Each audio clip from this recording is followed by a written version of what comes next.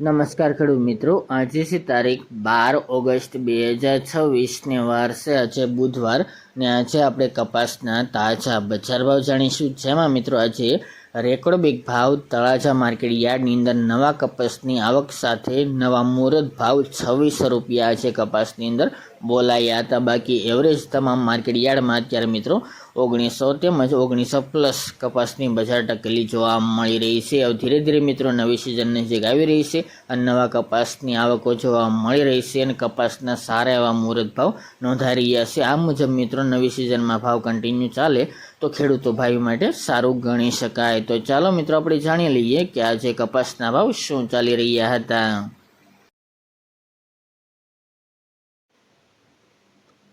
ખેડૂત મિત્રો, આજે આપણે કપાસના તાજા બજાર ભાવ જાણીએ તો જામજોધપુર 1500 થી 1940 રૂપિયા ભાવ હતા।